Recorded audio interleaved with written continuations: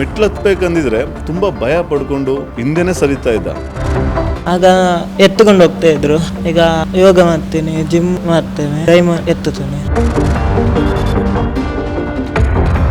ಸ್ವಲ್ಪ ಆಗಿದ್ದಾನೆ, ಮುಂದೆ ಆಗ್ಬೋದು ಅಂತ ಆಸೆ ನನಗೆ.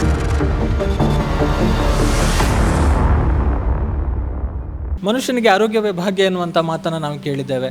ಆರೋಗ್ಯದಿಂದ ಇದ್ದರೆ ಎಲ್ಲವನ್ನು ಕೂಡ ಸಾಧಿಸ್ಬೋದು ಜೀವನದಲ್ಲಿ, ಅದೇ ಮುಖ್ಯ ಅನ್ನುವಂಥದ್ದು. ಈ ಆರೋಗ್ಯವನ್ನು ಕಾಪಾಡೋದಕ್ಕೆ ನಮಗೆ ವ್ಯಾಯಾಮ ಮುಖ್ಯ ಆಗುತ್ತೆ. ಈ ವ್ಯಾಯಾಮವನ್ನು ಹೇಗೆ ಮಾಡ್ಬೋದು ಅಂತ ಹೇಳಿದರೆ, ನಾವು ಇದಕ್ಕೆ ಬೇಕಾದಂತಹ ಹೆಲ್ತ್ ಮತ್ತು ಫಿಟ್ನೆಸ್ ಸೆಂಟರ್ಗಳಿದೆ, ಅಲ್ಲಿಗೆ ಹೋಗಿ ಹೆಲ್ತನ್ನು ಕಾಪಾಡಿಕೊಳ್ಬೋದು.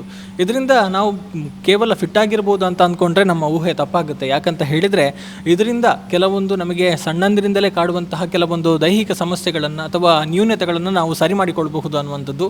ಇದಕ್ಕೆ ಒಂದಷ್ಟು ಉದಾಹರಣೆಗಳನ್ನು ನಾವು ನೋಡಿರ್ತೇವೆ. ಆದರೆ ಇದೀಗ ಮತ್ತೊಂದು ಜ್ವಲಂತ ಉದಾಹರಣೆ ನಮಗೆ ನಮ್ಮ ಪುತ್ತೂರಿನಲ್ಲೇ ಇದೆ ಅನ್ನುವಂಥದ್ದು. ನಾವು ಈಗ ಇರುವಂತಹ ಜಾಗ ಏನಿದೆ, ಇದು Muliya diamond health and fitness centre ಅನ್ನುವಂಥದ್ದು. ಇನ್ನು ಈ ಒಂದು ಸೆಂಟರ್ ಈಗ ಬಹಳಷ್ಟು ಪ್ರಸಿದ್ಧಿಯನ್ನು ಪಡೆದಿದೆ ಕೂಡ. ಈಗ ನನ್ನ ಜೊತೆಗೆ ಒಬ್ಬ ಯುವಕ ಇದ್ದಾರೆ, ಇವರ ಹೆಸರು ಶಮಂತ್ ಅಂತ. ಆದರೆ ಈಗ ನೀವು ನೋಡ್ತಾ ಇರುವ ಹಾಗೆ ಒಂದಷ್ಟು ತಿಂಗಳ ಹಿಂದೆ ಇವರು ಇರಲಿಲ್ಲ. ಇವರಿಗೆ ಸರಿಯಾಗಿ ನಡೆಯೋದಕ್ಕೆ ಆಗ್ತಾ ಇರಲಿಲ್ಲ, ಇನ್ನೊಬ್ಬರ ಸಹಾಯ ಇಲ್ಲದೆ. ಆದರೆ ಈಗ ಒಂದಷ್ಟು ಚಿತ್ರಣಗಳನ್ನು ನೀವು ಈಗಾಗಲೇ ನೋಡಿದ್ದೀರಿ. ಇವರು ಸರಾಗವಾಗಿ ನಡೀತಾರೆ, ಎಕ್ಸಸೈಸ್ ಮಾಡ್ತಾರೆ, ಯೋಗ ಮಾಡ್ತಾರೆ, ಎಲ್ಲವನ್ನು ಕೂಡ ಮಾಡ್ತಾರೆ. ಮಾತ್ರ ಅಲ್ಲ, ಆರಂಭದಲ್ಲಿ ಏನು ಇವರಿಗೆ ಯಾರ ಸಹಾಯ ಇಲ್ಲದೆ ನಡೆಯೋದಕ್ಕೆ ಆಗ್ತಾ ಇರಲಿಲ್ವೋ, ಈಗ ಕೈಯಲ್ಲಿ ವೆಯ್ಟನ್ನು ಹಿಡ್ಕೊಂಡು ಕೂಡ ಇವರು ನಡೆಯುವಷ್ಟರ ಮಟ್ಟಿಗೆ ಸಮರ್ಥರಾಗಿದ್ದಾರೆ. ಇದಕ್ಕೆ ಕಾರಣ ಏನು ಅಂತ ಹೇಳಿದರೆ, ಇವರು ಮಾಡಿರುವಂತಹ ಒಂದು ಪ್ರಯತ್ನಗಳು, ಅದರ ಜೊತೆಗೆ ಒಂದು ಮಾನಸಿಕ ಸದೃಢವಾಗಿ ಇವರು ಮಾಡಿರುವಂತಹ ಒಂದಷ್ಟು ಎಕ್ಸಸೈಸ್ ಇವರನ್ನು ಈ ಮಟ್ಟಿಗೆ ರೂಪಿಸಿರುವಂಥದ್ದು ಈ ಮುಳಿಯ ಡೈಮಂಡ್ ಫಿಟ್ನೆಸ್ ಸೆಂಟರ್ ಅನ್ನುವಂಥದ್ದು. ಹಾಗಿದ್ರೆ ಏನಾಗಿತ್ತು ಇವರಿಗೆ, ಇವರ ಒಂದು ಎಕ್ಸ್ಪೀರಿಯನ್ಸ್ ಏನು ಅನ್ನುವಂಥದ್ದನ್ನು ನಿಮಗೆ ಮೊದಲು ಕೇಳಿಸ್ತೀವಿ. ಆ ಬಳಿಕ ಇವರ ಈ ಸಮಸ್ಯೆಗೆ ಕಾರಣ ಏನಾಗಿತ್ತು, ಹೇಗೆ ಇದರಿಂದ ಹೊರಗಡೆ ಬರುವಂಥ ಪ್ರಯತ್ನಗಳಾಗ್ತಾ ಇದೆ, ಹೇಗೆ ಇವರನ್ನು ಸರಿ ಮಾಡಿಸ್ತಾ ಇದ್ದಾರೆ ಅನ್ನುವಂಥದ್ದನ್ನು ಕೂಡ ನಿಮಗೆ ತಿಳಿಸ್ತೀವಿ. ಈಗ ಮೊದಲು ಶಮಂತ್ ಅವ್ರ ಜೊತೆ ಮಾತನಾಡಿಕೊಳ್ಳೋಣ. ಹಾಯ್. ಹಾಯ್, ಹೇಗಿದ್ದೀರಿ? ಚೆನ್ನಾಗಿ. ಏನಾಗಿತ್ತು ನಿಮಗೆ? ಅದು ಸಣ್ಣ ಇರುವಾಗ ಪ್ರೆಸ್ ಬಂದಿತ್ತು. ಈಗ 5 ಸಲ ಬಾಳೆನೇ ಇಲ್ಲ, ಬಾಳದು. ಮತ್ತು ಇಲ್ಲಿ ಮೂಲೆ ಬಂದು ಆಗ ಕೃಷ್ಣ ಸರ್ ಎಲ್ಲ ಸರಿ ಆಗ್ತಾ ಇದ್ದೇನೆ. ಈಗ ಎಷ್ಟು ಧೈರ್ಯ ಇದೆ ನಿಮಗೆ, ಎಷ್ಟು ಕಾನ್ಫಿಡೆನ್ಸ್ ಇದೆ? ಈಗ 3 ತಿಂಗಳಲ್ಲಿ ಸರಿಯಾಗಿ ಮಾಡ್ತಾರಂತ ಹೇಳಿದರು. ಹಾಗೆ ಈಗ 1 ತಿಂಗಳಾಗಿತ್ತು ಇವತ್ತಿಗೆ, ಇನ್ನು 2 ತಿಂಗಳುಂಟು. ಹಾಗೆ ಹೋಗ್ತಾ ಇತ್ತು. ಈಗ ಹೇಗೆ ಅನ್ನಿಸ್ತಾ ಇದೆ ಮೊದಲಿಗಿಂತ ಈಗ? ಹೇಗೆ ನಿಮ್ಮ ಒಂದು ಅನುಭವ ಹೇಗಿದೆ? ಈಗ ಬೀಳುವುದಿಲ್ಲ, ಕಡಿಮೆ ಆಗಿದೆ. ಮನೆಯಿಂದ ನದ್ದುಕೊಂಡು ಬರ್ತಿದ್ದೇನೆ. ಸಣ್ಣಂದಿನಿಂದಲೂ ಕೂಡ ನಿಮಗೆ ಸಮಸ್ಯೆ ಇತ್ತು, ಆಗ ಎಷ್ಟು ಕಷ್ಟ ಆಗ್ತಿತ್ತು ನಿಮಗೆ? ಆಗ ಎತ್ತುಕೊಂಡು ಹೋಗ್ತಾ ಇದ್ರು. ಈಗ ಇಲ್ಲಿಗೆ ಬಂದು, ಈಗ ಇಲ್ಲಿಗೆ ಬಂದ ಮೇಲೆ ಏನೇನೆಲ್ಲ ಕಲ್ತ್ರಿ ನೀವು, ಅಥವಾ ಏನೇನೆಲ್ಲ ಮಾಡ್ತೀರಿ ಈಗ ಅಂತ? ಈಗ ಯೋಗ ಮಾಡ್ತೀನಿ, ಜಿಮ್ ಮಾಡ್ತೇನೆ, ಮತ್ತು ಅದನ್ನು ಎತ್ತುತ್ತೇನೆ. ಮೊದಲಿಗಿಂತ ಧೈರ್ಯ ಬಂದಿದೆ ನಿಮಗೆ? ಬಂದಿದೆ ಧೈರ್ಯ. ಮನೆಯಲ್ಲಿ ಯಾರೆಲ್ಲ ಇರೋದು, ಮನೆಯ ಪರಿಸ್ಥಿತಿ ಹೇಗೆ? ಮನೆಯಲ್ಲಿ ಅಪ್ಪ ಅಮ್ಮ ನಾನು 3 ಜನ. ಬಡವರ ಮನೆ, ಬಡವರ ಮನೆ. ಇಲ್ಲಿವರೆಗೆ ಬರ್ತೀನಿ. ತಾಯಿ ಒಟ್ಟಿಗೆ ಇರ್ತೀವಿ? ತಾಯಿ ಒಟ್ಟಿಗೆ ಇರ್ತು. ತಂದೆ ತಾಯಿ ಕೆಲಸ ಮಾಡ್ತಾರೆ? ಅಪ್ಪ ಮಂಗಳೂರಿಗೆ ಹೋಗಿದ್ದಾರೆ, ಅಮ್ಮ ಇಲ್ಲಿದ್ದಾರೆ. ಅವರೊಟ್ಟಿಗೆ ಇರೋದು ಅಂದರೆ ನಿಮ್ಮನ್ನು ಅವರೇ ನೋಡಿಕೊಳ್ತಾ ಇದ್ದಾರೆ? ಅಮ್ಮ ನೋಟಿಗೆ ಇರ್ತಾರೆ. ಈಗ ನಿಮಗೊಂದು ಕಾನ್ಫಿಡೆನ್ಸ್ ಬಂದಿದಲ್ಲ, ನನಗೂ ಒಂದು ಎಲ್ಲರಾಗಿರ್ಬೋದು ಅನ್ನೋ ಧೈರ್ಯ ಬಂದು. ಟ್ರೈನ್ ಹೇಗೆ ಮಾಡ್ತಾ ಇದ್ರು ನಿಮಗೆ? ನಿಮ್ಮನ್ನು ಟ್ರೈನ್ ಮಾಡಿದವರು ಕೃಷ್ಣ ಸರ್ ಬಗ್ಗೆ ಏನು ಹೇಳ್ತಾರೆ? ಅವರು ಮಾಡಿಸ್ತಾ ಇದ್ದಾರೆ. 3 ತಿಂಗಳು ಹುಷಾರಾದರೆ ಅಲ್ಲಿಗೆ ಕರ್ಕೊಂಡು ಹೋಗ್ತಾರಂತ ಹೇಳಿದರು, ದರ್ಶನ ಹತ್ರ.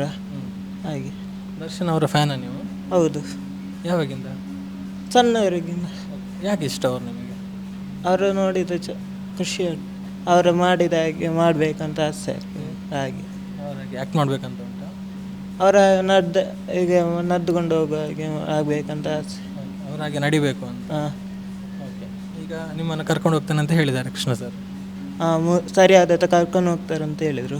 ಖುಷಿ ಆಯಿತಾ? ಖುಷಿ ಆಯಿತು. ಓಕೆ. ಆಲ್ ದಿ ಬೆಸ್ಟ್ ನಿಮಗೆ. ಆದಷ್ಟು ಬೇಗ ಹುಷಾರಾಗಲಿ, ನಿಮ್ಮ ಕನಸು ಆದಷ್ಟು ಬೇಗ ಈಡೇರಲಿ ಅನ್ನುವಂಥದ್ದು ನಮ್ಮ ಹಾರೈಕೆಗಳು ಕೂಡ. ಈಗ ನಮ್ಮ ಜೊತೆಗಿರುವಂಥವರು ಶಮಂತ್ ಅವರ ತಾಯಿ ಮಮತಾ ಅವರು, ಅವ್ರ ಜೊತೆ ಮಾತಾಡೋಣ. ನಮಸ್ತೆ ಅಮ್ಮ. ಅಷ್ಟೇ.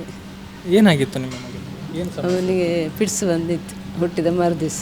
ಅದು ಜ್ವರ ಒಂದು ಪಿಡ್ಸ್ ಬಂದು ಕೈ ಕಾಲಿಗೆ ಒಂದು ಸೈಡ್ ಬಲ ಕಡಿಮೆ ಆಗಿತ್ತು, ನಡಲಿಕ್ಕೆ ಆಗ್ತಿರಲಿಲ್ಲ. ತುಂಬ ಮಾಡಿ ಹೌದು, ಏನೋ ಪ್ರಯತ್ನ ಮಾಡಿದ್ರ? ತುಂಬ ಮಾಡಿದ್ದೇವೆ. ಅವತ್ತಿಂದ ಎಲ್ಲ ಕಡೆ ಸಹ ಹೋಗಿ ಕೈ ಹಿಡ್ಕೊಂಡ್ರೆ ಸ್ವಲ್ಪ ನಡಿಲಿಕ್ಕೆ ಸ್ಟಾರ್ಟ್ ಮಾಡಿದೆ ಎಲ್ಲ ಕಡೆಗೆ ಹೋಗಿ. ಮತ್ತು ಈಗ ನಾವು ಮಂಗಳೂರಿಗೆ ಕೆಲಸಕ್ಕೆ ಹೋಗಿದ್ದೇವೆ.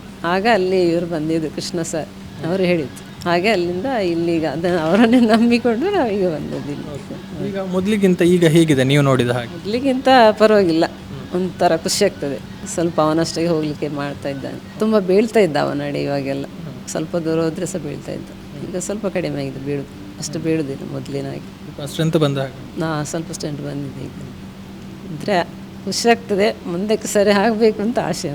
ಮೆಡಿಸಿನ್ ಇದರ ಜೊತೆಗೆ ಈಗ ಎಕ್ಸರ್ಸೈಸ್ ಮಾಡ್ತಿದ್ದಾರೆ, ಇಲ್ಲಿ ಟ್ರೈನ್ ಅಪ್ ಮಾಡ್ತಿದ್ದಾರೆ, ಇದರ ಜೊತೆಗೆ ಬೇರೆ ಏನೇನಲ್ಲ ಅವರಿಗೆ ಔಷಧಿ ಉಪಚಾರ ಇದೆ ಅವನಿಗೆ. ತಿಂಗಳಿಗೆ ಸುಮಾರು 2,000 ತನಕ ಮಾತ್ರೆಗೆ ಆಗ್ತದೆ. ನೀವೀಗ ಏನು ಮಾಡಿಕೊಳ್ತಾ ಇದ್ದೀರಿ? ಕುಟುಂಬ ನಿರ್ವಹಣೆ ಹೇಗೆ ನಿಮ್ಮ ಮನೆ? ಕುಟುಂಬ ಅವನ ಅಪ್ಪ ದುಡಿತಾರೆ ಅಷ್ಟೇ, ಮತ್ತೆ ಅಂತ ನಮಗೆ ಕೂತ್ಕೊಳ್ಳಿಕ್ಕೆ ಮನೆ ಸಹ ಇಲ್ಲ ನಮಗೆ.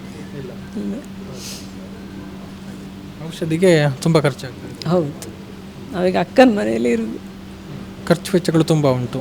ಹೇಗೆ ಆದಾಯ ಬೇರೆ ದಾರಿ ಏನಾದರೂ ಯಾರಾದರೂ ಸಹಾಯ ಮಾಡ್ತಾ ಇದ್ದಾರೆ ಹೇಗೆ? ಯಾರು ಸಹ ಮಾಡಲಿಲ್ಲ ನಮಗೆ ಸರ್. ಈಗ ದುಡ್ದು ನೋಡಿಕೊಳ್ಬೇಕು. ಹೌದು, ಒಬ್ಬನೇ ಮಗ. ಹೌದು, ಸುಮಾರು ದುಡಿದ್ರೆ ಅವನಪ್ಪ. ಈಗ ಮಗನ ಬಗ್ಗೆ ನಿಮಗಿರುವ ಕನಸೇನೀಗ? ಅಂದರೆ ಅವ ಎಲ್ಲರಾಗಿ ಸರಿ ಆಗಬೇಕು ಅಂತ ಆಸೆ ನನಗೆ ಅಷ್ಟೆ. ಅವನ ಇದರಲ್ಲಿ ಅವ ಇರಬೇಕು ಅಂತ. ಸಹಾಯ ಮಾಡಿದರೆ ಒಳ್ಳೇದು ಅಂತ ಆಸೆ ನನಗೆ ಅಷ್ಟೆ. ನಮಗೆ ಅಂತಲ್ಲ, ಅವನಷ್ಟಾಗಿ ಅವ ಒಂದಿದ್ರೆ, ಅವನೊಂದು ಕೆಲಸ ಮಾಡ್ಕೊಂಡಿದ್ರೆ ಸಾಕು. ಬೇರೆ ಏನೆಲ್ಲ ಸಮಸ್ಯೆಗಳುಂಟು? ಅಂದರೆ ಅವರಿಗೆ ಒಬ್ಬರಿಗೆ ಯಾವುದನ್ನು ಕೆಲಸ ಮಾಡಿಕೊಳ್ಳಿಕ್ಕೆ ಇಲ್ಲ, ಆಗ್ತಿರಲಿಲ್ಲ. ಎಷ್ಟೊತ್ತೆ ಎಂತ ಮಾಡ್ಲಿಕ್ಕೆ ಆಗ್ತಿಲ್ಲ. ಹಿಂದೆ ಹೋಗಬೇಕಿತ್ತು, ನಾನು ಬರುವ ಕೈಯಲ್ಲಿ ಇಟ್ಕೊಂಡು ಬರಬೇಕಿತ್ತು. ಈಗ ಸ್ವಲ್ಪ ಪರವಾಗಿಲ್ಲ, ಸ್ವಲ್ಪ ಆಗಿದ್ದಾನೆ, ಮುಂದೆ ಆಗ್ಬೋದು ಅಂತ ಆಸೆ ನನಗೆ. ಇಲ್ಲಿ ಬಂದ ನಂತರ ಆದ ಚೇಂಜಸ್ನ ಬಗ್ಗೆ ಏನು ಹೇಳಿ? ಚೇಂಜಸ್ ಅದೇ, ಸ್ವಲ್ಪ ಸ್ಟ್ರೈಟ್ ಆಗಿದ್ದಾನೆ, ಮತ್ತು ಅದು ಬೀಳೋದು ಸ್ವಲ್ಪ ಕಡಿಮೆ ಆಗಿ. ಇವರ ಒಂದು ಸಪೋರ್ಟ್ ಅಥವಾ ಇವರು ಮಾಡಿರುವಂಥ ಒಂದು ಪ್ರಯತ್ನ ಮಾಡ್ತಾ ಇದ್ದಾರೆ ಅವರು. ಆಗ ನಮಗೆ ಸಹ ಒಂಥರ ಖುಷಿ ಆಗ್ತದೆ. ಹಾಗಾಗಿ ನಾನು ಅವರು ಹೇಳಿದ್ದನ್ನು ಕೇಳಿ ಒಪ್ಪಿಕೊಂಡು ಬಂದದೀಗ. ತುಂಬ ಕಡೆಗೆ ಹೋಗಿದ್ದೇನೆ, ಮತ್ತು ನಾನು ಎಲ್ಲ ಕಡೆಗೆ ಆಗಿದೆ. ಅಂದರೆ ಯಾವಾಗೆಲ್ಲ ಇಲ್ಲಿ ಬರ್ತೀರಿ? ದಿನದಲ್ಲಿ ಬೆಳಿಗ್ಗೆ ಬರ್ತೀರಾ, ಸಂಜೆ ಬರ್ತೀರಾ, ಹೇಗೆ? ಸಂಜೆ ಬರುತ್ತೆ. ಹೌದು, ಸಂಜೆ 4 ಗಂಟೆಗೆ ಬಂದು 6-7 ಗಂಟೆ ಎಲ್ಲ ಆಗ್ತದೆ ಹೋಗುವಾಗ.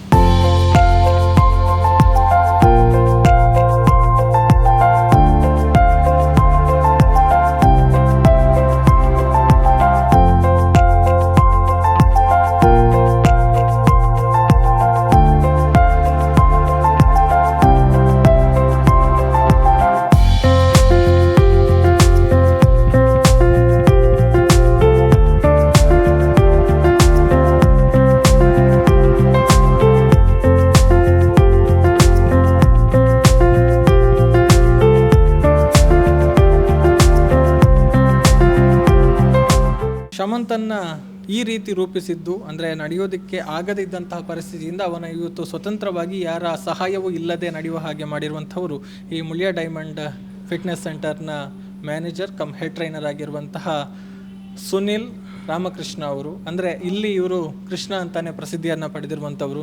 ಕೇಳೋಣ, ಅವರು ಎಲ್ಲಿ ನೋಡಿದರು ಫಸ್ಟಿಗೆ ಶಮಂತನ್ನು, ಮತ್ತು ಟ್ರೈನಿಂಗ್ ಕೊಡಬೇಕಂತ ಅನಿಸಿದ್ದು ಯಾಕೆ, ಹೇಗೆ ಟ್ರೈನ್ ಮಾಡಿದರು, ಹೇಗೆ ಈ ಕಾನ್ಫಿಡೆನ್ಸ್ ಬಂತು, ಅವರಲ್ಲಿ ಹೇಗೆ ಬಂತು, ಎಲ್ಲವನ್ನು ಕೂಡ ಮಾತನಾಡೋಣ. ನಮಸ್ತೆ. ನಮಸ್ತೆ. ಶಮಂತ್ ಅವರನ್ನು ನೋಡಿದ್ವಿ, ಮೊದಲು ಹೇಗಿದ್ದರು ನೋಡಿದ್ವಿ, ಈಗ ಹೇಗೆ ಪ್ರಿಪೇರ್ ಆಗಿದ್ದಾರೆ, ರೆಡಿ ಆಗಿದ್ದಾರೆ ಅನ್ನುವಂಥದ್ದು ಹೇಗೆ ಸಾಧ್ಯ ಆಯಿತು? ನೀವು ಎಲ್ಲಿ ಫಸ್ಟ್ ನೋಡಿದ್ರಿ ಅಂತ? ನಮ್ಮದು ಮುಳಿಯಾ ಹೆಲ್ತ್ ಆ್ಯಂಡ್ ಫಿಟ್ನೆಸ್ಸಿನ ಕಾನ್ಸೆಪ್ಟ್ ಏನಂತಂದರೆ, ಪ್ರತಿಯೊಬ್ಬರಿಗೂ ಸಹ ಬೇಸಿಕ್ ನಾಲೆಡ್ಜ್ ಇರಬೇಕು ತನ್ನ ದೇಹದ ಬಗ್ಗೆ ಮತ್ತು ಅವನು ತಿನ್ನುವ ಆಹಾರದ ಬಗ್ಗೆ.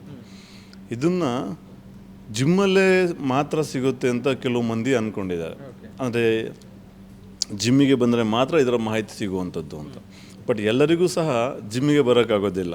ಕೆಲವರಿಗೆ ಸಮಯದ ಅಭಾವ ಇರುತ್ತೆ, ಕೆಲವರಿಗೆ ಹಣದ ಅಭಾವ ಇರುತ್ತೆ, ಇನ್ನು ಕೆಲವರಿಗೆ ತುಂಬ ದೂರದಲ್ಲಿ ಇರ್ತಾರೆ ಮನೆಯೆಲ್ಲ, ಆ ಟೈಮಿಂಗ್ಸ್ ಮಿಸ್ ಮಾಡೋಕ್ಕಾಗಲ್ಲ.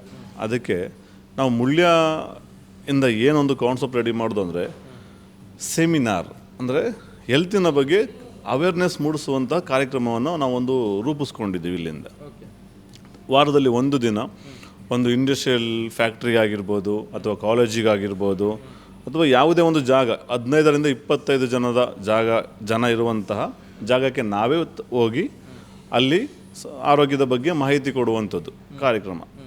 ಆ ಕಾರ್ಯಕ್ರಮ ಮಾಡ್ಕೊಂಡು ಮುಂದುವರಿತಾ ಇರುವಾಗ ಒಂದು ದಿನ ನಾವು ಮಂಗಳ ಸ್ಟೋರಿಗೆ ಸೆಮಿನಾರ್ ಮಾಡಲಿಕ್ಕೆ ಹೋದದ್ದು. ಅಲ್ಲಿ ನಾವು ಮಾತಾಡುವಾಗ ಶಮಂತನ ನಾನು ನೋಡಿದ್ದಂಥದ್ದು. ಮತ್ತು ಆವಾಗ ಅವ್ರ ತಾಯಿಯವರು ಬಂದು ನಂತರ ಪರ್ಸ್ನಲಾಗಿ ಕೇಳಿದರು, ಸರ್ ಈ ಥರ ವಿಷಯ ಇದೆ, ಈ ಥರ ನನ್ನ ಮಗ ನಡಿಬೋದಾ ಯಾರ ಸಹಾಯ ಇಲ್ಲದೆ ಅಂತ ಹೇಳಿದಾಗ, ಸರಿ ಮೇಡಮ್ ಅಮ್ಮ ಒಮ್ಮೆ ಕರ್ಕೊಂಡು ಬನ್ನಿ ನೋಡುವ ಅಂತೇಳಿ ಇಲ್ಲಿಗೆ ಅವರು ಕರ್ಕೊಂಡು ಬಂದು ಅವನನ್ನು ಸ್ವಲ್ಪ ನೋಡಿ ಏನಿದೆ ಹೇಗೆ ಅಂತ ಕಂಡೀಷನ್ನ ನೋಡಿ ಅವನ ಬಗ್ಗೆ ಪೂರ್ತಿ ಡೀಟೇಲ್ ತಿಳ್ಕೊಂಡು ಆಯಿತು ನಾವು ಮಾಡಿಕೊಡ್ತೀವಿ ಅಂತ ಹೇಳಿ ಅವನ ಒಬ್ಬನ ನಡೆಯುವಾಗಿ ಮಾಡಿಕೊಡ್ತೀವಿ ಅಂತ ನಾವು ಅವ್ರಿಗೆ ಭರವಸೆ ಕೊಟ್ಟು ಆ ಭರವಸೆ ನಿಟ್ಟಿನಲ್ಲಿ ಈಗ ಪ್ರಯತ್ನ ಸಾಗ್ತಾ ಇದೆ. ಓಕೆ, ಅಂದರೆ ಈಗ ಹೇಗೆ ಟ್ರೈನ್ ಮಾಡ್ತಾ ಇದ್ದೀರಿ? ಅಂದರೆ ಅವರಿಗಿದ್ದ ಸಮಸ್ಯೆ ಅಂದರೆ ಅದು ಫಿಟ್ಸ್ ಬಂದಿತ್ತು, ಆ ಸಂದರ್ಭದಲ್ಲೇ ನರದ ಸಮಸ್ಯೆ ಕಾಣಿಸಿಕೊಂಡಿದೆ. ಹೇಗೆ ಟ್ರೈನ್ ಮಾಡಿದ್ರಿ? ಎಷ್ಟು ಚಾಲೆಂಜ್ ಫುಲ್ ಆಗಿದೆ ಇದು ಅಂತ?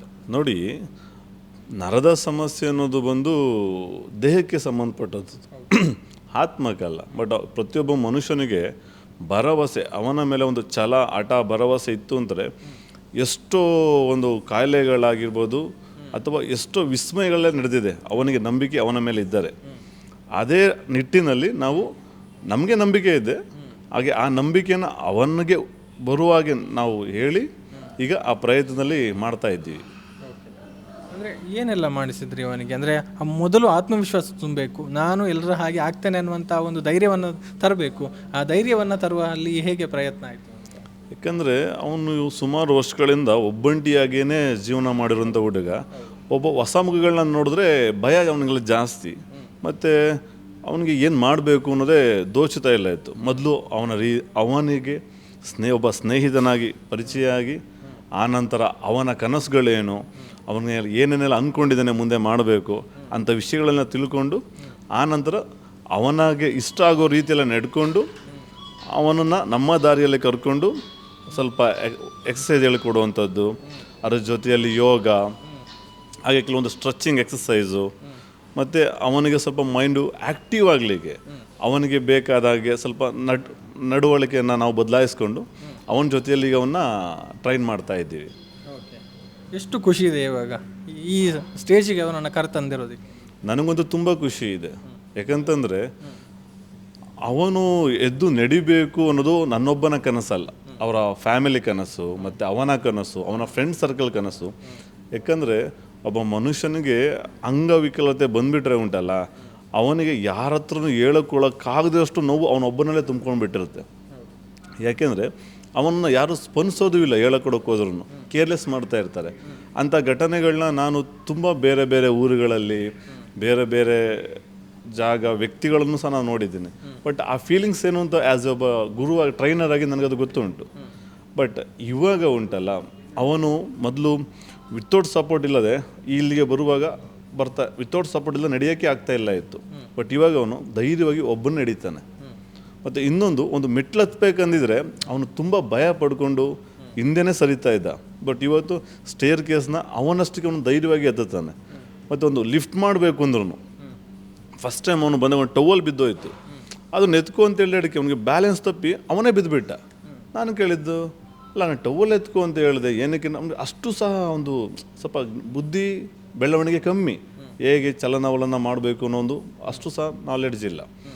ಅವನಿವತ್ತು ಒಂದು ವೆಯ್ಟ್ಸ್ ಇಟ್ಕೊಂಡು ಅವನು ನಡೀತಾನೆ ಅಂತಂದರೆ ಅದಕ್ಕಿಂತ ಖುಷಿ ನಮಗೆ ಬೇರೆ ಯಾವುದೂ ಇಲ್ಲ. ನನಗೆ ಖುಷಿ ಇದೆ, ಮತ್ತು ಹಾಗೆ ಅವರ ಫ್ಯಾಮಿಲಿಗೂ ಸಹ ಖುಷಿ ಇದೆ. ಹಾಗೆ ಮತ್ತು ಇನ್ನೂ ಚೆನ್ನಾಗಿ ಅವನು ಇಂಪ್ರೂವ್ ಆಗಬೇಕು ಅಂತ ಪ್ರಯತ್ನ ಮಾಡ್ತಾನೇ ಇದ್ದೀವಿ. ಬಟ್ ಪ್ರಯತ್ನ ನಡೀತಾ ಇದೆ. ಎಲ್ಲವೂ ದೇವರ ಕೈಯಲ್ಲಿದೆ. ಹೌದೌದು. ಯಾಕಂದರೆ ಅದು ಮಧ್ಯದಲ್ಲಿ ಬಂದಂತೆ ಅದರ ಒಂದು ಆಕ್ಸಿಡೆಂಟ್ ಆದಂಥ ಒಂದು ಇಶ್ಯೂ ಆಗಿದರೆ, ಅಥವಾ ಏನಾದರೂ ಸ್ವಲ್ಪ ಮಿಡಲಲ್ಲಿ ಏನಾದರೂ ಕೊಬ್ಬು ಬಂದು ಅಥವಾ ಏನಾದರೂ ಹೆಲ್ತ್ ಇಶ್ಯೂಸ್ ಆಗಿ ಆದಂಥ ಇಶ್ಯೂ ಆದರೆ ನಾವೇನಾಗ್ತದೆ, ನಮ್ಮ ಕೈಯಲ್ಲೇ ಇದೆ ಅಂತ ನಾವು ಗ್ಯಾರಂಟಿ ಕೊಡ್ಬೋದು.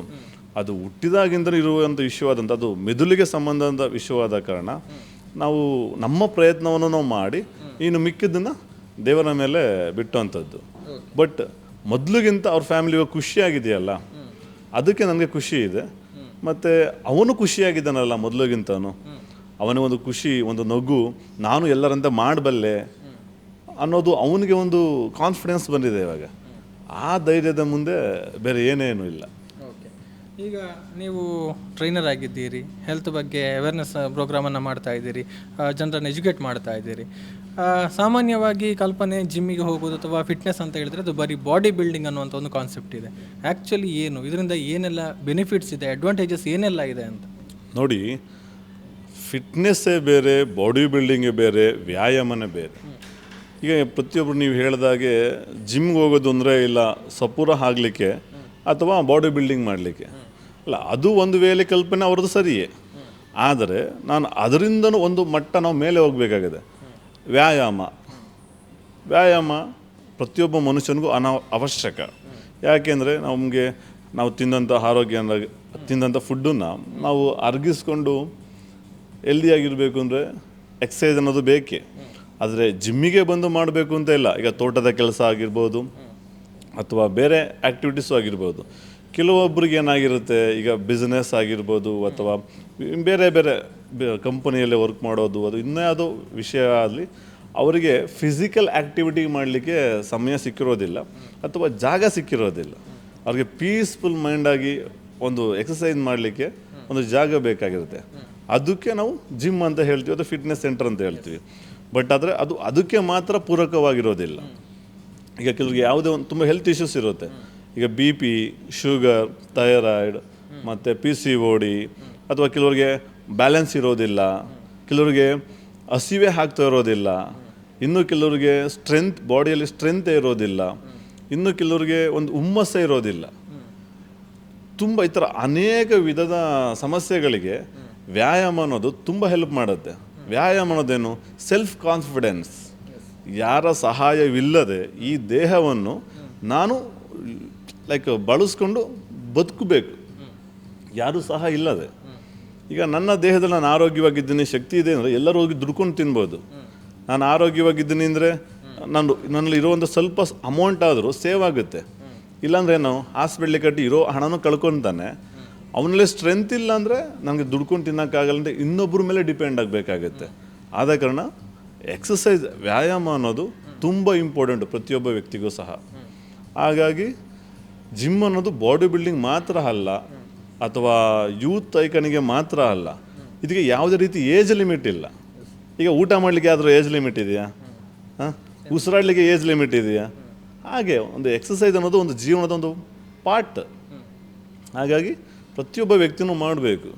ಹೆಲ್ದಿಯಾಗಿರಬೇಕು, ಸೌಂದರ್ಯವಾಗಿರಬೇಕು, ಆ್ಯಕ್ಟಿವ್ ಆಗಿರಬೇಕು ಮತ್ತು ಸ್ಟ್ರಾಂಗ್ ಆಗಿರಬೇಕು ಅಂತ ಇದ್ದರೆ ಅಫ್ಕೋರ್ಸ್ ವ್ಯಾಯಾಮ ಅನ್ನೋದು ಬೇಕೇ. ಈಗ ನೀವು ನೋಡಿದ ಹಾಗೆ, ನೀವು ಅಬ್ಸರ್ವ್ ಮಾಡಿದ ಹಾಗೆ ಈ ಪುತ್ತೂರು ಭಾಗದಲ್ಲಿ ಹೇಗಿದೆ ಅವೇರ್ನೆಸ್ ಜನರಲ್ಲಿ, ಅಥವಾ ಎಷ್ಟು ಆ ಬಗ್ಗೆ ಕಾನ್ಷಿಯಸ್ನೆಸ್ ಇದೆ ಅಂತ ತಾವು ಭಾವಿಸ್ತೀವಿ? ಪ್ರತಿಯೊಬ್ಬರಿಗೂ ಸಹ ಇಲ್ಲಿ ಒಳ್ಳೆ ಕಾನ್ಷಿಯಸ್ನೆಸ್ ಇದೆ. ಯಾಕಂದರೆ ಇಲ್ಲಿ ಎಲ್ಲರೂ ಎಜುಕೇಟೆಡ್ ಪೀಪಲ್ ಇರೋವಂಥದ್ದು. ಆದರೆ ಏನು ಅಂತಂದರೆ ಇಲ್ಲಿ ಮಳೆಗಾಲ ಇರ್ತದೆ, ಅಥವಾ ಇಲ್ಲ ಆಲ್ಮೋಸ್ಟ್ ನೋಡ್ದಂಗೆ 70% ಎಲ್ಲರೂ ಬಿಸ್ನೆಸ್ ಮಾಡ್ಕೊಂಡಿರೋವಂಥವ್ರೆ, ಅಂಗಡಿ, ಶಾಪು ಅಥವಾ ಇನ್ನೊಂದು ಮತ್ತೊಂದು ಅಂತ. ಬಟ್ ಅವರೆಲ್ಲರೂ ಸಹ ಒಳ್ಳೆ ಎಕ್ಸಸೈಸು ವಿಷಯದಲ್ಲಿ ಎಜುಕೇಟೆಡ್ ಇದ್ದಾರೆ ಮತ್ತು ಪ್ರತಿಯೊಬ್ಬರು ಸಹ ಮಾಡ್ತಾ ಇದ್ದಾರೆ. ಆದರೆ ಇನ್ನೂ ಒಂದು ತಿಳ್ಕೊಬೇಕಾಗಿರೋದು ಏನು ಅಂತಂದರೆ, ಎಕ್ಸಸೈಸ್ ಅನ್ನೋದು ಪರ್ಟಿಕ್ಯುಲರ್ ಏಜ್ ಗ್ರೂಪ್ಗೆ ಅನ್ನೋದು ಅಲ್ಲ. ಇಲ್ಲಿ 7-8 ವರ್ಷದ ಮಕ್ಕಳಿಂದ ಹಿಡಿದು 70 ವರ್ಷದ ವಯಸ್ಕರವರೆಗೂ ಸಹ ವ್ಯಾಯಾಮನ ಮಾಡುವಂಥದ್ದು. ಮತ್ತು ಎಕ್ಸ್ಪೆಷಲಿ ಇಲ್ಲಿ ಮುಳ್ಯ ಸೆಂಟ್ರಲ್ಲಿ ಏನು ಅಂತಂದರೆ, ಯಾವ ಏಜಿನ ಗ್ರೂಪ್ ಅವರೇ ಬರಲಿ, ಯಾವುದೇ ಹೆಲ್ತ್ ಇಶ್ಯೂಸ್ ಇರೋರೇ ಬರಲಿ, ಅವರಿಗೆ ಅನುಕೂಲವಾದಂತಹ, ಅವರಿಗೆ ಸೂಟಬಲ್ ಆಗುವಂಥ ಎಕ್ಸಸೈಸನ್ನು ಅವ್ರಿಗೆ ಹೇಳಿಕೊಟ್ಟು, ಅವ್ರು ಏನು ಒಂದು ಡ್ರೀಮ್ ಹೊತ್ಕೊಂಡು ಬಂದಿರ್ತಾರೆ ಇಲ್ಲಿ ನಮ್ಮ ಸಂಸ್ಥೆಗೆ, ಆ ಡ್ರೀಮ್ನ ಫುಲ್ಫಿಲ್ ಮಾಡೋದ್ರಲ್ಲಿ ನಮ್ಮದೊಂದು ಕರ್ತವ್ಯ ಆಗಿರುತ್ತೆ. ಇಲ್ಲಿ ನಿಮ್ಮ ಒಂದು ಸ್ಪೆಷಲ್ ಸರ್ವಿಸ್ನ ಬಗ್ಗೆ, ಸರ್ವಿಸ್ ಅನ್ನೋದಕ್ಕಿಂತ ಮುಳ್ಯ ಸಂಸ್ಥೆ ತುಂಬ ಪುತ್ತೂರಿಗೆ ಒಳ್ಳೆ ಆಪರ್ಚುನಿಟಿ ಕೊಟ್ಟಿದೆ. ಹೇಗೆ? ಬರೀ ಎಕ್ಸಸೈಸ್ ಅಲ್ಲದೆ ನಾಲೆಡ್ಜನ್ನು ಸಹ ತಿಳ್ಕೊಬೋದು. ಕೆಲವು ಕಡೆ ಹೇಗೆ ಅಂದರೆ ಬರೀ ಎಕ್ಸಸೈಸ್ ಮಾತ್ರ ಮಾಡ್ತಾರೆ, ಅದ್ರ ಬಗ್ಗೆ ಥಿಯರಿ ನಾಲೆಡ್ಜೇ ಗೊತ್ತಿರೋದಿಲ್ಲ. ಈಗ ಕೆಲವರು ಬರ್ತಾರೆ, ಎಕ್ಸಸೈಸ್ ಮಾಡ್ತಾರೆ, ಸಪೂರ ಆಗ್ತಾರೆ, ಅದನ್ನು ಮೇಂಟೈನ್ ಮಾಡಲ್ಲ, ಮತ್ತೆ ದಪ್ಪ ಆಗ್ತಾರೆ. ಮತ್ತೆ ಏನು ಮಾಡ್ತಾರೆ, ಇಲ್ಲಪ್ಪ ನಾವು ಜಿಮ್ಗೆ ಹೋದರೆ ದಪ್ಪ ಆಗ್ತೀವಿ, ನಾವು ಹೋಗಲ್ಲ ಅಂತಾರೆ. ತಪ್ಪು ಜಿಮ್ಮಿದಲ್ಲ, ಅವರು ತಿಳ್ಕೊಂಡಿರೋದಿಲ್ಲ ಆ ಒಂದು ವಿಷಯನ. ಬೆಸ್ಟ್ ಎಕ್ಸಾಂಪಲ್, ನಾವೊಂದು ಶೋರೂಮಿಂದ ಒಂದು ಕಾರ್ ತೊಗೊಂಬರ್ತೀವಿ. ಕಾರು ಕೊಡುವಾಗ ಅವನು ಒಳ್ಳೆ ಕಂಡೀಷನ್ ಇರುತ್ತೆ, ಅದನ್ನು ಮೇಂಟೆನೆನ್ಸ್ ನಾವು ಸರ್ವಿಸ್ ಮಾಡಿಸ್ಲಿಲ್ಲ ಅಥವಾ ವಾಶ್ ಮಾಡಲಿಲ್ಲ ಅಂದರೆ, ಟೈರ್ಗೆ ಗಾಳಿ ತುಂಬಿಸ್ಲಿಲ್ಲ ಅಂದರೆ ಕಾರು ಸರಿ ಇರ್ತದ, ಹಾಳಾಗ್ತದೆ. ಅದನ್ನು ನಾವು ಹೋಗ್ಬಿಟ್ಟು ಶೋರೂಮ್ ಮೇಲೆ ಹಾಕೋಕ್ಕಾಗ್ತದ? ಹಾಗೆ ಪ್ರತಿಯೊಂದು ಸೆಂಟರಿಗೆ ಎಜುಕೇಷನ್ ಆಗಲಿ, ಈಗ ನಾವು ಓದಿಸ್ತೀವಿ, ಓದಿ ಪಾಸ್ ಆಗಿಬಿಟ್ಟು ಓದಿದೆಲ್ಲ ಮರ್ತೋಗಿದೆ, ನನಗೇನು ಗೊತ್ತಿಲ್ಲ ಅಂದರೆ ಅದು ಪೇರೆಂಟ್ಸ್ ತಪ್ಪ ಅಥವಾ ಶಿಕ್ಷಕರು ತಪ್ಪ? ಹಾಗೆ ಇದು ಒಂದು ಶಿಕ್ಷಣ. ಪ್ರತಿಯೊಬ್ಬ ಮನುಷ್ಯನು ತನ್ನ ದೇಹದ ಬಗ್ಗೆ, ತನ್ನ ತಾಕತ್ತಿನ ಬಗ್ಗೆ, ತನ್ನ ಸ್ಟಾಮಿನಾದ ಬಗ್ಗೆ ತಿಳ್ಕೊಳ್ಳುವಂಥ ಒಂದು ಎಜುಕೇಷನ್ ಸೆಂಟರ್ ಇದು. ಹಾಗೆ ಇಲ್ಲಿ ಬಂದ್ರೂ ಅಷ್ಟೇ, ಇಲ್ಲಿ ಬಂದಂಥ ನಂತರ ಈಗ ಇಲ್ಲಿ ಗುರುಗಳು ಅಂತ ಯಾರಾಗಿರ್ತಾರೆ ಅವರು ಈ ಹೇಳಿಕೊಟ್ಟದನ್ನು ಮಾಡೋದ್ರ ಜೊತೆಗೆ, ಈಗ ಯಾರು ಕೊನೆ ತನಕ ಎಕ್ಸಸೈಸ್ ಮಾಡಲಿಕ್ಕೆ ಆಗೋದಿಲ್ಲ, ಎಲ್ಲವೂ ಲೈಫ್ ಟೆಂಪ್ರವರಿನೇ. ಯಾಕಂದರೆ ಕೆಲವರು ಬೇರೆ ಊರಿಗೆ ಹೋಗ್ಬೇಕಾಗ್ತದೆ, ಇಲ್ಲ ಕಾರಣಾಂತರಗಳಿಂದ ಬರೋಕ್ಕಾಗಲ್ಲ. ಆದರೆ ವಿಷಯ ನಿಮಗೆ ಗೊತ್ತಿರುತ್ತಲ್ಲ, ಯಾಕೆ ನಾನು ಈಗ ಜಿಮ್ಮಿಗೆ ಹೋಗಿದ್ದೆ, ಅಲ್ಲಿ ನಾನು ಹೇಗೆ ರಿಸಲ್ಟ್ ತೊಗೊಂಡೆ, ಇವೆರಡೂ ಮಧ್ಯೆ ನಿಮಗೆ ಗೊತ್ತಿರುತ್ತೆ. ಬರುವಾಗ ಹೇಗಿದ್ದೆ, ಹೋಗುವಾಗ ಹೇಗೆ ಆಗಿದ್ದೀನಿ, ಈ ಮಿಡಲಲ್ಲಿ ನಿಮಗೆ ನಾಲೆಡ್ಜ್ ಅನ್ನೋದೊಂದು ಬಿಲ್ಡ್ ಆಗಿರುತ್ತೆ. ಆ ನಾಲೆಡ್ಜನ್ನು ಬಳಸ್ಕೊಂಡು ಲೈಫ್ ಲಾಂಗ್ ಅವ್ರು ನೀವು ಯೂಸ್ ಮಾಡ್ಕೊಬೋದು. ಆ ಯೂಸ್ ಮಾಡಿಕೊಂಡ್ರೆ ನಾವು ಲೈಫ್ ಲಾಂಗ್ ಸಕ್ಸಸ್ ಕಾಣ್ತೀವಿ. ಈಗ ನಾನು ಸಪುರಾದಿಂದ ಬಿಟ್ಟು ನಾವು ಮತ್ತೆ ಬ್ಯಾಡ್ ಹ್ಯಾಬಿಟ್ಸ್ ಎಲ್ಲ ನಾವು ಸ್ಟಾರ್ಟ್ ಮಾಡಿಬಿಟ್ರೆ, ಯಾಕಂದರೆ ಈಟಿಂಗ್ ಆಗಿರ್ಬೋದು ಅಥವಾ ಲೇಸಿನೆಸ್ ಆಗಿರೋದು ಇರ್ಬೋದು, ಮತ್ತು ಇಲ್ಲ ಓವರ್ ನೈಟ್ ಈಗ ನಿದ್ದೆನೇ ಮಾಡಲ್ಲ ಕೆಲವರು, ಲೇಟ್ ನೈಟ್ ಮಲಗ್ತಾರೆ, ಅದಾಗಿರ್ಬೋದು. ಕೆಲವೊಂದು ಹ್ಯಾಬಿಟ್ಸ್ ನಮ್ಮನ್ನು ನಮ್ಮ ಕೈಯಾರೆ ನಾವೇ ಹಾಳು ಮಾಡ್ಕೊಳ್ಳೋದು ಅಂತ. ಹಾಗಾಗಿ ಪ್ರತಿಯೊಬ್ಬರೂ ಸಹ ಆರೋಗ್ಯದ ಕಡೆ ಗಮನ ಕೊಡಬೇಕು. ಆರೋಗ್ಯ ಅಂದರೆ ಏನು? ಸಿಂಪಲ್. ಒಂದು, ನಾವು ತಿನ್ನುವಂಥ ಸರಿಯಾದ ಆಹಾರ, ಇನ್ನೊಂದು ತಿಂದಂಥ ಆಹಾರವನ್ನು ಕರಗಿಸಿಕೊಳ್ಳುವ ರೀತಿ, ಮತ್ತೊಂದು ನಮ್ಮ ನೀರು ಸರಿಯಾದ ಮಟ್ಟಿಗೆ ತಗೊಳ್ಳುವಂಥದ್ದು, ಮತ್ತು ಎಕ್ಸ್ಪೆಷಲಿ ದೇಹಕ್ಕೆ ಬೇಕಾದರೂ ರೆಸ್ಟ್. ಇಷ್ಟೆಲ್ಲ ನಾವು ಮಾಡೋ ದೇಹಕ್ಕೆ ರೆಸ್ಟ್ ಕೊಡಲಿಲ್ಲ ಅಂದರೆ ಅದು ಸಹ ಯೂಸ್ ಆಗೋದಿಲ್ಲ. ಸರಿಯಾದ ರೀತಿ ರೆಸ್ಟ್ ಇಷ್ಟು ಮಾಡ್ಕೊಂಡು ಹೋಗಿಬಿಟ್ರೆ ಲೈಫ್ ಲಾಂಗ್ ಯಾವ ಮದ್ದುಗಳನ್ನು ತಗೊಳ್ಳದೆ, ಅಂದರೆ ಆಸ್ಪತ್ರೆಗೆ ಹೋಗದೆ ಆರೋಗ್ಯಕರವಾಗಿ ಮಾಡ್ಬೋದು. ಸಣ್ಣ ಪಣ್ಣ ಹಾಸ್ಪಿಟ್ಲಿಗೆ ಹೋಗ್ಬೇಕಾಗತ್ತೆ, ಜ್ವರ, ಕೆಮ್ಮು, ಶೀತ ಅಂತೆಲ್ಲ ಬರುತ್ತೆ, ಅದು ಸಹಜ. ಈಗ ಹೇಗೆ ಹಾರ್ಟ್ ಅಟ್ಯಾಕ್ ಅಂತ ಹೇಳ್ತಾರೆ, ಈಗ ದೊಡ್ಡ ಕಾಮನ್ ಆಗಿಬಿಟ್ಟಿದೆ ಇವಾಗ. ಮತ್ತು ಫ್ಯಾಟಿ ಲಿವರ್ ಅನ್ನೋದಾಗ್ಬೋದು, ಥೈರಾಯ್ಡ್ ಅನ್ನೋದಾಗ್ಬೋದು. ಈಗ ಸಣ್ಣ ಸಣ್ಣ ಮಕ್ಕಳಲ್ಲೇ ಸ್ವಲ್ಪ ಡಿಪ್ರೆಷನ್ ಹೋಗುವಂಥದ್ದಾಗ್ಬೋದು. ಯಾಕೆ ಡಿಪ್ರೆಷನ್ ಹೋಗ್ತಾರೆ ಮಕ್ಕಳುಗಳು? ಅವರ ಭಾವನೆಗಳನ್ನ ಕೇಳೋದಿಲ್ಲ, ಯಾರು ಕೇಳಿಸ್ಕೊಳ್ಳೋದಿಲ್ಲ ಅಂತ ಅಷ್ಟೇ ವಿಷಯ. ಅವ್ರ ಭಾವನೆಗಳು ಮನಸ್ಸಿಗೆ ಅನಿಸಿದ್ದನ್ನು ಹಂಚ್ಕೊಳ್ಳೋಕೊಬ್ರು ಬೇಕು. ಅವರು ಫ್ರೆಂಡ್ಸ್ ಆಗಿರ್ಬೋದು, ಪೇರೆಂಟ್ಸ್ ಆಗಿರ್ಬೋದು, ಗುರು ಆಗಿರ್ಬೋದು, ಅದು ಯಾರೋ ಅನ್ನೊಂದು ಪರ್ಸನ್ ಆಗಿರ್ಬೋದು. ಯಾವಾಗ ಈ ಮಕ್ಕಳಿಗೆ ತಮ್ಮ ಭಾವನೆಗಳನ್ನ ಹಂಚ್ಕೊಂಡು ಅದ್ರ ಬಗ್ಗೆ ಒಳ್ಳೆಯದೋ ಕೆಟ್ಟದೋ ತಿಳ್ಕೊಳ್ಳೋಕ್ಕೆ ಅಸಾಧ್ಯ ಅನ್ನಿಸ್ದಾಗ ಅವ್ರಿಗೆ ಅವರೇ ಒಂದು ಸ್ವಲ್ಪ ಡಿಪ್ರೆಷನ್ ಹೋಗಿಬಿಡ್ತಾರೆ. ಹಂಗೆ ನಾನೇ ಸರಿ ಇಲ್ವಾ, ಹಂಗೆ ನಾನು ಮಾಡ್ತಾರೋ ತಪ್ಪ ಅನ್ನೋ ಒಂದು ಡಿಪ್ರೆಷನ್ಗೆ ಹೋಗಿನೂ ಸಹ ಕೆಲವರು ಹೆಲ್ತ್ ಹಾಳು ಮಾಡ್ಕೊಂಡ್ಬಿಡ್ತಾರೆ. ಅದಕ್ಕೆ ಎಕ್ಸಸೈಸ್ ಅನ್ನೋದು ಓನ್ಲಿ ಒಂದು ಭಾಗ ಅಲ್ಲ, ಹಲವಾರು ಭಾಗಗಳಿದೆ. ಬಟ್ ಬರುವಂಥ ಸ್ಟೂಡೆಂಟ್ಸ್ಗಳಾಗಿರ್ಬೋದು ಅಥವಾ ಬೇರೆ ವ್ಯಕ್ತಿಗಳಾಗಿರ್ಬೋದು, ಅವ್ರು ಬಂದಾಗ ಅಲ್ಲಿರ್ತಕ್ಕಂಥ ಟ್ರೈನರ್ಸ್ಗಳ ಹತ್ರ ಕೂತ್ಕೊಂಡು ಅವರ ವಿಷಯನ ಫುಲ್ಲು ಶೇರ್ ಮಾಡಿ, ಅದಾದ ನಂತರ ಅವ್ರು ಕೊಡೋ ಗೈಡ್ಲೈನ್ಸನ್ನು ಫಾಲೋ ಮಾಡಿ ಅದರಲ್ಲಿ ಬರ್ತಕ್ಕಂಥ ಪ್ರಯೋಜನಗಳನ್ನ ಅಳವಡಿಸ್ಕೊಂಬಿಟ್ರೆ ಅವ್ರ ಜೀವನದಲ್ಲಿ ಲೈಫ್ ತುಂಬ ಚೆನ್ನಾಗಿರುತ್ತೆ ಅಂತ ನಾನು ಹೇಳಕ್ಕೆ ಇಷ್ಟಪಡ್ತೀನಿ. Okay, thank you. ಮೊದಲನೇದಾಗಿ ನಾವು ನಿಮಗೊಂದು ವಿಶೇಷವಾದ ಅಭಿನಂದನೆಗಳನ್ನು ಸಲ್ಲಿಸ್ತೇವೆ. ಈ ರೀತಿಯ ಒಂದು ಸಮಸ್ಯೆ ಇದ್ದವರಿಗೆ ಒಂದಷ್ಟು ಮತ್ತೆ ಆತ್ಮವಿಶ್ವಾಸವನ್ನು ಮೂಡಿಸಿ ಅವರ ಬದುಕನ್ನು ಹಸನಾಗಿಸುವಂಥ ಒಂದು ಪ್ರಯತ್ನವನ್ನು ಮಾಡ್ತಾ ಇದ್ದೀರಿ. ಜೊತೆಗೆ ಆರೋಗ್ಯದ ಬಗ್ಗೆ ಆಸಕ್ತಿ ಇಟ್ಟು ಅಥವಾ ದೈಹಿಕ ಒಂದು ಫಿಟ್ನೆಸ್ನ ಬಗ್ಗೆ ಗಮನ ಇಟ್ಟು ಬಂದಂಥವರಿಗೆ ಮಾರ್ಗದರ್ಶನವನ್ನು ಮಾಡ್ತಾ ಇದ್ದೀರಿ. ನಿಮ್ಮ ಈ ಪ್ರಯತ್ನ ಇದೇ ರೀತಿ ಸಾಗ್ತಾ ಇರಲಿ ಅಂತ once again all the best ಅನ್ನೋ. ಈ ಪ್ರಯತ್ನದಲ್ಲಿ ನಾನು ಒಬ್ಬನದೇ ಇಲ್ಲ, ಯಾಕಂದರೆ ನನ್ನಿಂದ ಕೆಲಸ ಮಾಡ್ತಕ್ಕಂತಹ ನಮ್ಮ ತುಳಸಿ ಮೇಡಮ್ ಆಗಿರ್ಬೋದು, ಅಶೋಕ್ ಸರ್ ಆಗಿರ್ಬೋದು, ಅವರೆಲ್ಲರೂ ಸಹ ನನಗೆ ಸಪೋರ್ಟ್ ಮಾಡಿದ್ದಾರೆ. ಯಾಕೆಂದರೆ ಒಬ್ಬನಿಂದ ಒಂದು ಸಾಮ್ರಾಜ್ಯ ಕಟ್ಟೋಕ್ಕಾಗೋದಿಲ್ಲ. ಕನಸು ಕಾಣ್ಬೋದು, ಒಂದು ಸಾಮ್ರಾಜ್ಯ ಕಟ್ಟಬೇಕು ಅಂತ ಕನಸು ಕಾಣ್ಬೋದು ಹೊರತು, ಬಟ್ ಒಬ್ಬನೇ ಒಂದು ಸಾಮ್ರಾಜ್ಯ ಕಟ್ಟೋಕ್ಕಾಗಲ್ಲ. ಅದಕ್ಕೊಂದು ಗುಂಪು ಅನ್ನೋದೊಂದು ಬೇಕೇ. ಹಾಗೆ ನನ್ನಲ್ಲೂ ಒಂದು ಸಮೂಹ ಇದೆ. ಅದೇ ರೀತಿಯಲ್ಲಿ ನಾವು ಮೊದಲಿಗೆ ಹೇಳೋಕ್ಕೆ ಇಷ್ಟಪಡೋದನ್ನು ಮುಳಿಯ ಸಂಸ್ಥೆಗೆ ವ್ಯವಹಾರಿಕದ್ರ ಜೊತೆಗೆ ಸಮಾಜ ಸೇವೆಯನ್ನು ಸಹ ಅದೊಂದು ಮುಳಿಯ ಸಂಸ್ಥೆ ಮಾಡ್ತಾಯಿದೆ. ಯಾಕೆಂದರೆ ಇವತ್ತು ನಾನು ಇಲ್ಲಿ ನಿಂತಿದ್ದೀನಿ ಅಂದರೆ ಅದಕ್ಕೆ ಕಾರಣ ಮುಳಿಯ ಸಂಸ್ಥೆ. ಇವತ್ತು ನನ್ನ ಇಂಟರ್ವ್ಯೂ ನೀವು ಮಾಡ್ತಾಯಿದ್ದೀರಾ ಅಂದರೆ ಅದಕ್ಕೆ ಕಾರಣ ಮುಳಿಯ ಸಂಸ್ಥೆ. ಈಗ ಮುಳಿಯ ಸಂಸ್ಥೆ ಇಲ್ಲ ಅಂದಿದ್ರೆ ಮೇ ಬಿ ನಾನು ಈ ಊರಿಗೆ ಬರ್ತಾ ಇಲ್ಲ ಇತ್ತು, ಶಮಂತ ನನಗೆ ಸಿಗ್ತಾ ಇಲ್ಲ ಇತ್ತು, ಶಮಂತನಲ್ಲಾದಂಥ ಬದಲಾವಣೆ ನಾವು ಮಾತಾಡ್ತಾನೂ ಇಲ್ಲ ಇತ್ತು. ಮೊದಲಿಗೆ ನಾನು ಆ ಮುಳಿಯ ಸಂಸ್ಥೆಗೆ ಹೇಳೋಕ್ಕೆ ಇಷ್ಟಪಡ್ತೀನಿ. ಮತ್ತು ಇದೇ ರೀತಿಯಲ್ಲಿ ಎಷ್ಟೋ ಜನರಿರ್ಬೋದು, ಇನ್ನು ಎಷ್ಟೋ ವಿದ್ಯಾವಂತರಾಗಿರ್ಬೋದು, ಅಂಥವನ್ನೆಲ್ಲನೂ ಇನ್ನು ಮುಳಿಯ ಸಂಸ್ಥೆ ಕಡೆಯಿಂದ ಹೊರಗೆ ಸಮಾಜಕ್ಕೆ ತಿಳಿಸ್ಲಿ ಅನ್ನೋದು ನನ್ನ ಒಂದು ಆಸೆ. ಓಕೆ, ಶಮನ್ ಅವರ ಒಂದು ಮಾತನ್ನು ಕೇಳಿದ್ವಿ, ಅವರ ತಾಯಿ ಮಾತನಾಡಿದ್ದನ್ನು ಕೇಳಿದ್ವಿ, ಅವರಿಗೆ ಟ್ರೈನಿಂಗ್ ಕೊಟ್ಟಂತಹ, ಅವರನ್ನು ಈ ರೀತಿ ರೂಪಿಸಿದಂತಹ ಹೆಡ್ ಕೋಚ್ ಏನು ಹೇಳಿದ್ರು ಅದನ್ನು ಕೂಡ ಕೇಳಿದ್ವಿ. ಈಗ ಅವರು ಯೋಗವನ್ನು ಕೂಡ ಮಾಡಿದರು, ಯೋಗದ ಒಂದು ಸಹಕಾರ ಕೂಡ ಇದೆ ಅವರ ಈ ಒಂದು ಪ್ರಯತ್ನದಲ್ಲಿ. ಹಾಗಿದ್ರೆ ಯೋಗ ಇನ್ಸ್ಟ್ರಕ್ಟರ್ ಏನು ಹೇಳ್ತಾರೆ, ಅವರ ಒಂದು ಅನುಭವ ಹೇಗಿತ್ತು ಅದನ್ನು ಕೂಡ ಕೇಳೋಣ. ಈಗ ನಮ್ಮ ಜೊತೆಗೆ ಮಾತನಾಡೋದಕ್ಕೆ ಇಲ್ಲಿನ ಯೋಗ ಟ್ರೈನರ್ ಆಗಿರುವಂತಹ ಸ್ವಾತಿ ಬಿ ಶೆಟ್ಟಿ ಅವರಿದ್ದಾರೆ, ಅವ್ರ ಜೊತೆ ಮಾತಾಡಿಕೊಳ್ಳೋಣ. ಆ್ಯಕ್ಚುಲಿ ಎಕ್ಸ್ಪೀರಿಯನ್ಸ್ ಚೆನ್ನಾಗಿತ್ತು, ಒಂದು different kind of experience. Shaman ಜೊತೆ ಅವನಿಗೆ ಫಸ್ಟಿಗೆ ಬಂದಾಗ ಅವನಿಗೆ ಸ್ಟ್ರೆಂತ್ ಇರಲಿಲ್ಲ, ಬ್ಯಾಲೆನ್ಸ್ ಪ್ರಾಬ್ಲಮ್ ಇತ್ತು, ಮತ್ತು ಸರಿಯಾಗಿ ಮಾತಾಡಲಿಕ್ಕೆ ಸಹ ಅವನಿಗೆ ಕಾನ್ಫಿಡೆನ್ಸ್ ಇರಲಿಲ್ಲ. ಸೊ ಅವನಿಗೆ ಪ್ರಾಕ್ಟೀಸ್ ಹೇಳಿಕೊಡುವಾಗ ಅವನಿಗೆ ಗೊತ್ತಿರೋ ಪ್ರಾಕ್ಟೀಸನ್ನು ಅವ್ನು ಕರೆಕ್ಟಾಗಿ ಮಾಡ್ತಿರ್ಲಿಲ್ಲ, ಅಂದರೆ ಒಂದು ಕಡೆ ಭಯ ಇತ್ತಿತ್ತು ಅವನಿಗೆ. ಮತ್ತು ಹೋಗ್ತಾ ಹೋಗ್ತಾ ಅವನಿಗೆ ಇಂಪ್ರೂವ್ಮೆಂಟ್ ಆಗಿದೆ. ಹಿಂದೆ ಬ್ಯಾಕ್ವರ್ಡ್ ವಾಕ್ ಮಾಡಲಿಕ್ಕೆ ಆಗ್ತಿರ್ಲಿಲ್ಲ, ಈಗ ಅದು ಇಂಪ್ರೂವ್ ಆಗಿದೆ. ಮತ್ತು ಬೀಳ್ತಾ ಇದ್ದ, ಒಂದು ಸಣ್ಣ ಹೆಜ್ಜೆ ತೆಗಿಬೇಕಾದ್ರೂ ಬೀಳ್ತಾ ಇದ್ದ, ಈಗ ಅದೆಲ್ಲ ಇಂಪ್ರೂವ್ಮೆಂಟ್ ಆಗಿದೆ. ಅಂದರೆ ಏನೆಲ್ಲ ಆಸನಸ್, ಅಂದರೆ ಹೇಗೆ ಅವನು ಟ್ರೈನ್ ಮಾಡ್ತಾ ಇದ್ರಿ, ಯಾವುದರ ಮೂಲಕ ನೀವು ಅವನಿಗೆ ಗೈಡ್ ಮಾಡ್ತಾ ಇದ್ರಿ? ಸೊ ಯೋಗದ ಮೂಲಕ ಅವನಿಗೆ ಫಾರ್ವರ್ಡ್ ಬೆಂಡಿಂಗ್ಸ್ ಮತ್ತು ಸ್ಟ್ರೆಂಥನಿಂಗ್ ಪ್ರಾಕ್ಟೀಸಸ್, ಬ್ಯಾಕ್ ಫ್ಲೆಕ್ಸಿಬಿಲಿಟಿಗೆ ಮತ್ತು ಬ್ಯಾಲೆನ್ಸಿಂಗ್ ಪ್ರಾಕ್ಟೀಸಸ್ ಎಲ್ಲ ಹೇಳಿಕೊಡ್ತಾಯಿತ್ತು. ಅಂದರೆ ನಾರ್ಮಲ್ ಆಗಿ ಯೋಗ ಆಸನಸ್ ಅಂತ ಹೇಳಿದರೆ ಕೈಕಾಲೆಲ್ಲ ಸ್ಟ್ರೆಚ್ ಆಗಬೇಕಾಗುತ್ತೆ. ಸೊ ಇವರಿಗೆ ಆ ಚಾಲೆಂಜಸ್ ಇತ್ತು ಸ್ವಲ್ಪ, ಅದು ಹೇಗೆ ಅದನ್ನು ರಿಕವರ್ ಮಾಡಿ? ಪ್ರಾಕ್ಟೀಸ್ ಮಾಡ್ತಾ ಮಾಡ್ತಾ ಇಂಪ್ರೂವ್ಮೆಂಟ್ ಬರ್ತದೆ, ಬಟ್ ಲಾಂಗ್ ಟೈಮ್ ಪ್ರಾಕ್ಟೀಸ್ ಬೇಕು. ಹಾಗೆ ಅವನಿಗೆ ಒಂದು 15 ಡೇಸಲ್ಲಿ ಅವನು ಪ್ರಯತ್ನ ತುಂಬ ಪಡ್ತಾನೆ, ಹಾಗಾಗಿ ಇಂಪ್ರೂವ್ಮೆಂಟ್ ಬಂದಿದೆ. ಈಗ 1 ಮಂತಲ್ಲಿ ಇನ್ನೂ ದಿನಗಳಿದೆ, ಹೆಚ್ಚು ಇಂಪ್ರೂವ್ಮೆಂಟ್ ಆಗ್ಬೋದು. ಈ ಜಿಮ್ ಜೊತೆ ಎಕ್ಸಸೈಸ್ ಜೊತೆ ಯೋಗ ಇದೊಂದು ಡಿಫ್ರೆಂಟ್ ಒಂದು ಕಾಂಬಿನೇಷನ್ ಅಂತ ಹೇಳ್ಬೋದು. ಇದು ಎಷ್ಟು ಹೆಲ್ಪ್ಫುಲ್ ಆಗುತ್ತೆ ಅಂತ? ತುಂಬ ಹೆಲ್ಪ್ಫುಲ್ ಆಗುತ್ತೆ. ಎಕ್ಸಸೈಸ್ ಅನ್ನೋದು, ಸೊ ಯೋಗ ಮತ್ತು ಎಕ್ಸಸೈಸಲ್ಲಿ ಡಿಫ್ರೆನ್ಸ್ ಅಂತ ಹೇಳಿದರೆ, ನಾವು ಯೋಗನ ವಿತ್ ಬ್ರೀದಿಂಗಲ್ಲಿ ಮಾಡ್ತೇವೆ, ಎಕ್ಸಸೈಸ್ ಮೇ ಬಿ ಇಕ್ವಿಪ್ಮೆಂಟ್ಸ್ ಅಥವಾ ಸಮ್ ಪ್ರಾಕ್ಟೀಸಸ್ ಇರ್ತದೆ.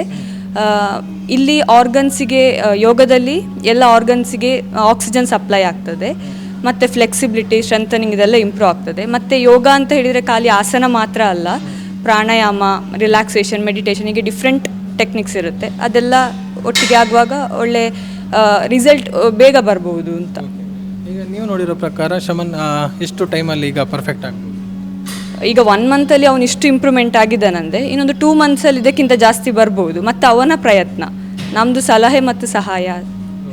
ಒಂದು ರೀತಿ ನಡೆಯೋದಕ್ಕೆ ಆಗದೆ ಇನ್ನೊಬ್ಬರ ಸಹಾಯವನ್ನು ಪಡೆದುಕೊಂಡಿದ್ದಂತಹ ಓರ್ವ ಯುವಕ ಇವತ್ತು ಯಾರ ಸಹಾಯ ಇಲ್ಲದೆ ನಡಿತಾನೆ, ಮೆಟಲ್ ಹತ್ತಾನೆ, ಭಾರವನ್ನು ಎತ್ತಾನೆ, ಎಕ್ಸಸೈಸ್ ಮಾಡ್ತಾನೆ ಅಂತಿದ್ರೆ ಅದು ಒಂದು ರೀತಿ ಅವನಲ್ಲಿ ಧೈರ್ಯವನ್ನು ತುಂಬಿ ಅವನನ್ನು ಮತ್ತೆ ಅವರಿಗೆಂದು ಆತ್ಮವಿಶ್ವಾಸ ಮೂಡಿಸಿರುವಂಥ ಒಂದು ಸಂಸ್ಥೆಯ ಒಂದು ವಿಶೇಷತೆ ಅಂತ ಅನ್ನುವಂಥದ್ದನ್ನು ಇಲ್ಲಿ ಹೇಳ್ಬೋದು.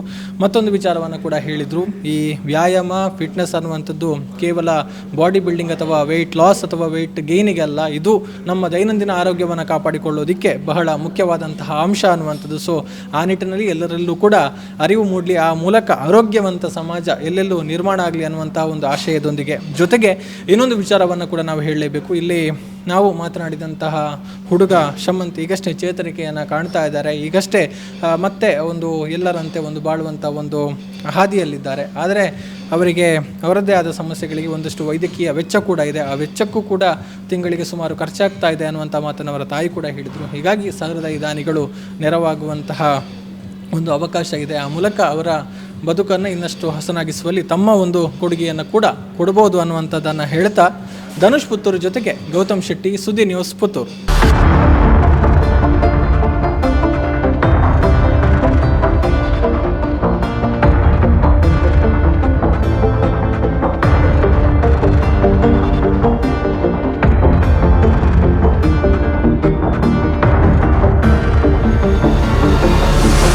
ಮೆಟ್ಲತ್ಬೇಕಂದಿದ್ರೆ ತುಂಬ ಭಯ ಪಡ್ಕೊಂಡು ಹಿಂದೆನೇ ಸರಿತಾ ಇದ್ದ. ಆಗ ಎತ್ತುಕೊಂಡು ಹೋಗ್ತಾ ಇದ್ರು, ಈಗ ಯೋಗ ಮಾಡ್ತೀನಿ, ಜಿಮ್ ಮಾಡ್ತೇನೆ, ಟೈಮ್ ಎತ್ತುತ್ತೇನೆ. ಸ್ವಲ್ಪ ಆಗಿದ್ದಾನೆ, ಮುಂದೆ ಆಗ್ಬೋದು ಅಂತ ಆಸೆ ನನಗೆ.